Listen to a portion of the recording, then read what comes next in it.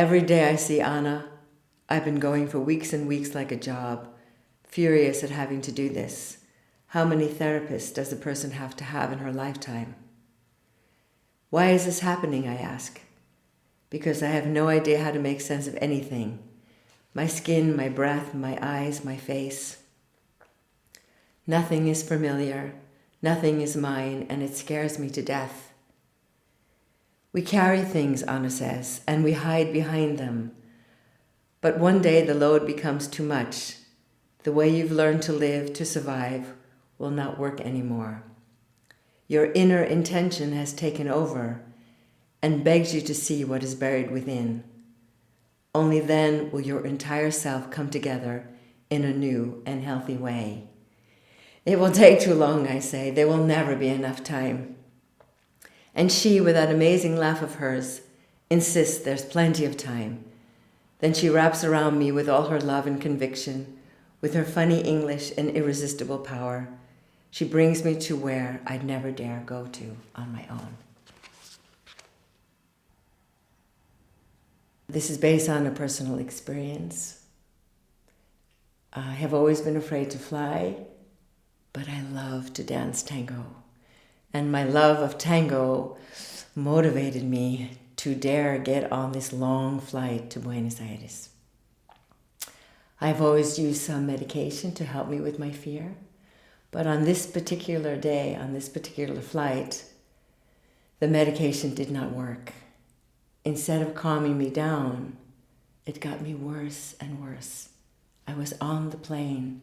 I wanted to get off. I even screamed at the captain, "Stop this plane, let me off." But they don't do that.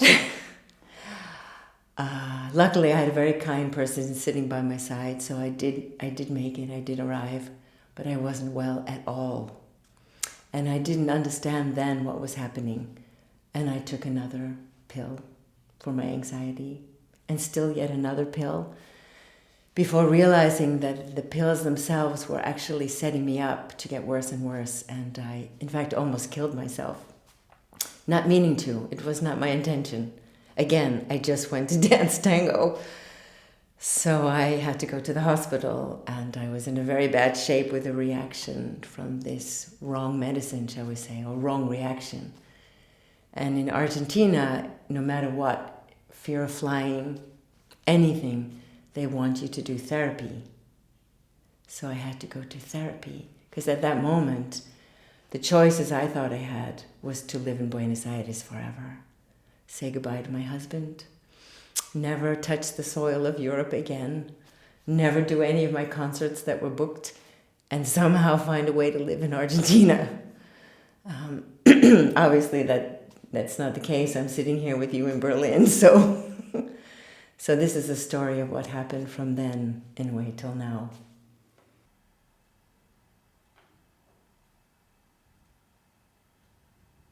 You know, when I was growing up, I was sure it was only me, that nobody else was so afraid or so ashamed as I was.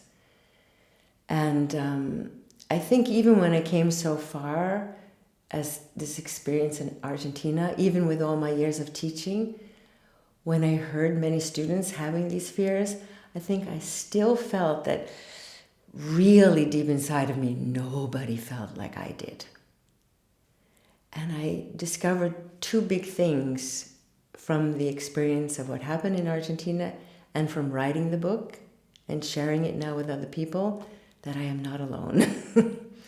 That there are many other people who also think nobody has it as bad as they have it. And that by itself was a very profound experience for me. From my absolute need all my life to be famous.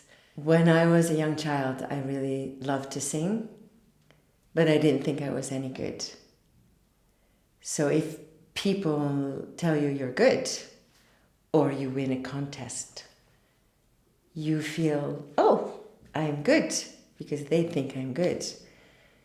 And I think that's a lot of what we have is the word getting famous. When more and more people tell you that you are good at something, or they want that piece of you, it helps you believe that you can do it. And I certainly had that need. The irony is, as we also know, many people who are very, very, very famous don't always end up being so happy. In fact, they don't always end up staying alive. And this idea of doing a thing that I love only because the world tells me I can is a really tricky place to rely on, because the world, as we know, is forever changing. So if I only sing when the world claps for me or tells me I can, I will end up suffering under that, which I did and which we see. So fame is really fickle. And some of the work that I did, and a lot of what I write about in the book, is what can feed me much deeper than this fickle element of the world loving you or not. Could I dare have the courage to love to sing if I wasn't famous?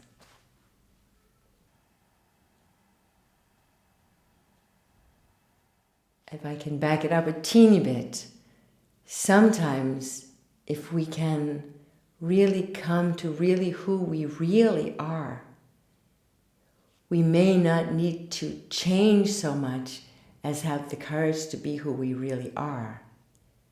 What I found was happening to me is that I was so busy denying who I really was and living these outer manifestations of the idea of who I thought I should be. And that was what was able to change. You know, if I so believed that I couldn't sing, then that part of my voice that couldn't sing, I didn't really let out, and I sang on top of that. That can change. If I let go of my ideas of how I think I'm supposed to be, how I'm supposed to look, how I'm supposed to sound, how I'm supposed to love, and literally come deeper home in myself, I might be very surprised, which I was. No, this is not a recipe to get well per se. It's more a book to give courage that a person can, because it's a very personal experience, but in the very detail of my personal experience, I've heard from readers that it's a mirror for them, and it has given courage to other people, which is always great. I mean, I didn't write it for that. I wrote it for myself, but that's nice to hear that it can help other people have courage.